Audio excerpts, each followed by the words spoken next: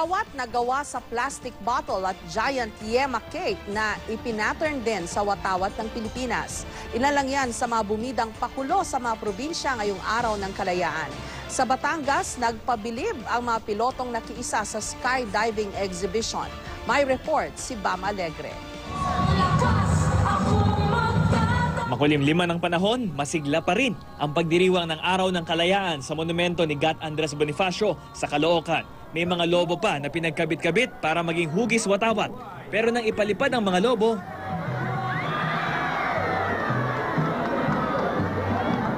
medyo nagkaaberya nang sumabit ito sa kalapit na billboard.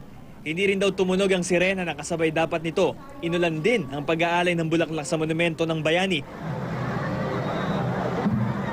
Pero rain or shine, ika nga, tuloy ang selebrasyon.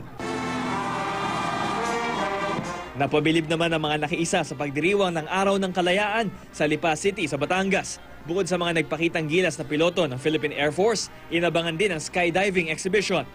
Gumawa naman ng human flag ang may 5,000 mag-aaral sa mga pampublikong paaralan sa Batangas. Sa Rojas City sa Capiz, bukod sa nakagawi ang wreath laying, nagpakawala ng mahigit 100 kalapati. Mga bulaklak naman ang ibinagsak mula sa helicopter sa Zamboanga City. At dahil Independence Day, kanya-kanyang gimmick ang ilang probinsya para ibida ang ating watawat. Gaya ng sa Olongapo City kung saan tampok ang watawat na gawa sa mga plastic bottle.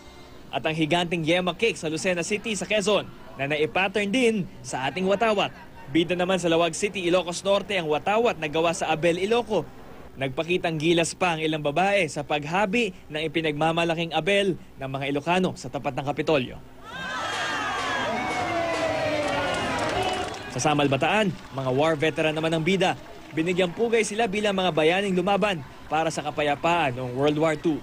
Bam Alegre, GMA News.